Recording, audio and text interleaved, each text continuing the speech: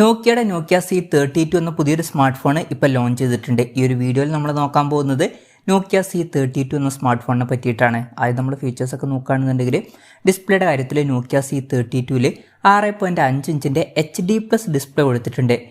ഈ ഫോണിൽ full HD resolution വരുന്നില്ല, HD റെസൊല്യൂഷൻ മാത്രമേ വരുന്നുള്ളൂ. 11,300 രൂപ പ്രൈസ് റേഞ്ചിലാണ് ഈ ഒരു സ്മാർട്ട് ഫോൺ വരുന്നത്. ആ ഒരു പ്രൈസ് റേഞ്ചിലൊക്കെ ഫുൾ HD റെസൊല്യൂഷനും കാര്യങ്ങളൊക്കെ കൊടുത്തിരുന്നെങ്കിൽ കുറച്ചും കൂടി നന്നായേനെ. പിന്നെ LCD പാനലാണ് ഇതിൽ ഉപയോഗിച്ചിരിക്കുന്നത്. ഫോണിൻ്റെ ഫ്രണ്ടിൽ വാട്ടർ ഡ്രോപ്പ് നോച്ച് ഡിസൈനിലെ നോച്ച് കൊടുത്തിട്ടുണ്ട്. ലേറ്റസ്റ്റ് ആയിട്ടുള്ള പഞ്ചോൾ ഡിസൈനൊന്നും ഇതിൽ വരുന്നില്ല. അതുപോലെ തന്നെ കൂടിയ റിഫ്രഷ് റേറ്റും ഇതിൽ സപ്പോർട്ട് ചെയ്യുന്നില്ല. 60 ഹെർട്സിൻ്റെ റിഫ്രഷ് റേറ്റ് ഈ ഫോണിൽ വരുന്നുള്ളൂ. ഈ ഒരു 11,300 രൂപ പ്രൈസ് റേഞ്ചിലൊക്കെ കൂടിയ റിഫ്രഷ് റേറ്റും കൂടി ഉണ്ടായിരുന്നെങ്കിൽ കുറച്ചും കൂടി നന്നായേനെ. പിന്നെ 20:9 എന്ന ആസ്പെക്ട് റേഷ്യോയിലാണ് ഈ ഒരു സ്മാർട്ട് ഫോൺ വരുന്നത്. അപ്പോൾ ഡിസ്പ്ലേ ഫീച്ചേഴ്സ് നമ്മൾ മൊത്തത്തിൽ നോക്കുകയാണെന്നുണ്ടെങ്കിൽ 11,300 രൂപ പ്രൈസ് റേഞ്ചിന് പറ്റിയിട്ടുള്ള മികച്ച ഡിസ്പ്ലേ ഫീച്ചേഴ്സ് ഈ ഫോണിൽ ഉണ്ട് എന്ന് പറയാൻ പറ്റില്ല.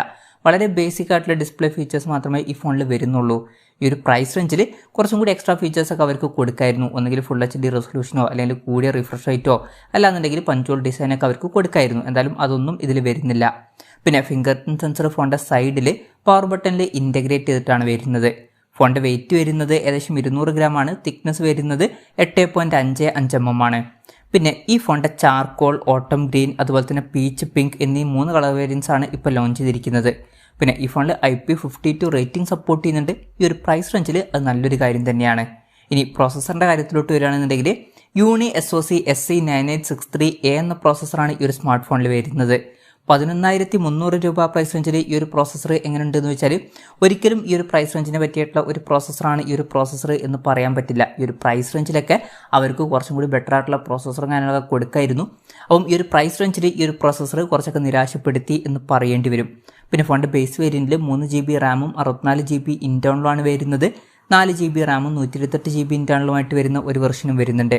പിന്നെ LPDDR4Xൻ്റെ റാമാണ് ഇതിൽ ഉപയോഗിച്ചിരിക്കുന്നത്. മെമ്മറി എക്സ്പാൻഡ് ചെയ്യണമെന്നുണ്ടെങ്കിൽ ഡെഡിക്കേറ്റഡ് മെമ്മറി കാർഡ് സ്ലോട്ട് ഈ ഫോണിൽ വരുന്നുണ്ട്. അതായത് 2 സിം യൂസ് ചെയ്യുമ്പോൾ തന്നെ ഒരു മെമ്മറി കാർഡ് നമുക്ക് സെപ്പറേറ്റ് ആയിട്ട് യൂസ് ചെയ്യാം.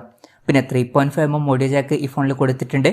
Android 13 ബേസ് ആയിട്ടുള്ള സോഫ്റ്റ്വെയർ ആണ് ഈ ഫോണിൽ വരുന്നത്. ഈ ഫോണിൽ 2 കൊല്ലത്തെ സോഫ്റ്റ്വെയർ അപ്ഡേറ്റും കാര്യങ്ങളൊക്കെ ലഭിക്കുന്നതായിരിക്കും. ഇനി ക്യാമറയുടെ കാര്യത്തിലോട്ട് വരികയാണെന്നുണ്ടെങ്കിൽ ഫോണിൻ്റെ പിന്നിൽ ഡ്യുവൽ ക്യാമറ സെറ്റപ്പ് കൊടുത്തിട്ടുണ്ട്. 50 മെഗാ മെയിൻ ക്യാമറ സെൻസറാണ് ഈ ഫോണിൽ വരുന്നത്. പിന്നെ 2 മെഗാ മാക്രോ ലെൻസും ഈ ഫോണിൽ കൊടുത്തിട്ടുണ്ട്. അൾട്രാ വൈഡ് ആംഗിൾ ലെൻസ് ഒന്നും ഈ ഫോണിൽ വരുന്നില്ല. ഈ ഒരു പ്രൈസ് റേഞ്ചിൽ അത് വലിയൊരു കംപ്ലൈൻ്റ് ആയിട്ടൊന്നും പറയാൻ പറ്റില്ല. എന്തായാലും അൾട്രാ വൈഡ് ആംഗിൾ ലെൻസ് വരുന്നില്ല. പിന്നെ ഫ്രണ്ടിൽ 8 മെഗാ സെൽഫി ക്യാമറയും കൊടുത്തിട്ടുണ്ട്. ഇനി ബാറ്ററിയുടെ കാര്യത്തിലോട്ട് വരികയാണെന്നുണ്ടെങ്കിൽ 5000 mAh ബാറ്ററി ഈ ഫോണിൽ കൊടുത്തിട്ടുണ്ട്. ഫാസ്റ്റ് ചാർജിങ് സപ്പോർട്ട് ചെയ്യുന്നില്ല. 10 വാട്ടിൻ്റെ ചാർജിങ് സ്പീഡേ ഈ ഫോണിൽ വരുന്നുള്ളൂ. ഈ ഒരു പ്രൈസ് റേഞ്ചിലൊക്കെ ഫാസ്റ്റ് ചാർജിങ് സപ്പോർട്ടും കൂടി ഉണ്ടായിരുന്നെങ്കിൽ കുറച്ചും കൂടി നന്നായേനെ. പിന്നെ Type-C ചാർജിങ് പോർട്ടും ഇതിൽ കൊടുത്തിട്ടുണ്ട്. ഇതൊക്കെയാണ് ഫീച്ചേഴ്സിനെ പറ്റി പറയാനുള്ള കാര്യങ്ങൾ. പിന്നെ ഈ ഒരു സ്മാർട്ട് ഫോൺ ഇപ്പം ഇന്ത്യൻ മാർക്കറ്റിൽ ലോഞ്ച് ചെയ്തിട്ടില്ല. ഇപ്പോൾ യൂറോപ്യൻ കൺട്രീസിലൊക്കെയാണ് ഈ സ്മാർട്ട് ഫോൺ ലോഞ്ച് ചെയ്തിരിക്കുന്നത്. യൂറോപ്യൻ കൺട്രീസിൽ ഈ സ്മാർട്ട് ഫോൺ ലോഞ്ച് ചെയ്തിരിക്കുന്നത് €129 എന്ന പ്രൈസിങ്ങിലാണ്. അതായത് 11,300 രൂപ പ്രൈസ് റേഞ്ചിൽ. ആ ഒരു പ്രൈസ് റേഞ്ചിൽ ഈ പറഞ്ഞിട്ടുള്ള ഫീച്ചേഴ്സ് എങ്ങനെയുണ്ടെന്ന് വെച്ചാൽ അത്ര മികച്ച ഫീച്ചേഴ്സ് ആണ് എന്ന് പറയാൻ പറ്റില്ല. ഇപ്പോൾ ഡിസ്പ്ലേയുടെ കാര്യത്തിൽ എടുത്തു പറയേണ്ട കാര്യങ്ങളൊന്നും വരുന്നില്ല. അതുപോലെ തന്നെ ഈ ഒരു പ്രൈസ് റേഞ്ചിന് പറ്റിയിട്ടുള്ള പ്രോസസ്സർ ഇതിൽ കൊടുത്തിട്ടില്ല. പിന്നെ ക്യാമറ സ്പെസിഫിക്കേഷൻ തിരക്കേടില്ല എന്ന് പറയാം. പക്ഷേ ബാറ്ററിയുടെ കാര്യത്തിലോട്ട് വരുമ്പം ഫാസ്റ്റ് ചാർജിങ് സപ്പോർട്ടും വരുന്നില്ല. അപ്പം ഈ ഒരു പ്രൈസ് റേഞ്ചിന് പറ്റിയിട്ടുള്ള ഫീച്ചേഴ്സ് ഈ ഒരു ഫോണിൽ വരുന്നില്ല എന്നാണ് എനിക്ക് തോന്നിയിട്ടുള്ളത്. എന്തായാലും നോക്കിയയുടെ C32 എന്ന പുതിയൊരു സ്മാർട്ട് ഫോൺ ഇപ്പോൾ ലോഞ്ച് ചെയ്തിട്ടുണ്ട്. ഇനി ഈ ഒരു സ്മാർട്ട് ഫോൺ ഇന്ത്യയിൽ ലോഞ്ച് ചെയ്യുമെന്ന് വെച്ചാൽ ചിലപ്പം ഈ ഫോൺ ഇന്ത്യയിൽ ലോഞ്ച് ചെയ്തേക്കാം. എന്തായാലും അതിനെ പറ്റിയിട്ടുള്ള ന്യൂസുകളൊക്കെ പുറത്തു വരുമ്പം അതിനെ പറ്റിയിട്ടുള്ള വീഡിയോസൊക്കെ നമ്മൾ ചെയ്യുന്നതായിരിക്കും. അപ്പം അതുപോലുള്ള വീഡിയോസ് കാണാൻ താല്പര്യമുണ്ടെന്നുണ്ടെങ്കിൽ ഈ ചാനൽ സബ്സ്ക്രൈബ് ചെയ്യാവുന്നതാണ്. എന്തായാലും നോക്കിയ C32 എന്ന സ്മാർട്ട് ഫോണിനെ പറ്റിയിട്ടുള്ള നിങ്ങളുടെ അഭിപ്രായം ജസ്റ്റ് ഒന്ന് കമൻറ്റ് ചെയ്യുക. അതുപോലെ തന്നെ ഈ ഒരു സ്മാർട്ട് ഫോൺ ഇന്ത്യൻ മാർക്കറ്റിൽ ലോഞ്ച് ചെയ്യുകയാണെന്നുണ്ടെങ്കിൽ നിങ്ങളേത് പ്രൈസിങ്ങിലാണ് എക്സ്പെക്റ്റ് ചെയ്യുന്നത് എന്നുള്ള കാര്യം കൂടി ജസ്റ്റ് ഒന്ന് കമൻറ്റ് ചെയ്യുക.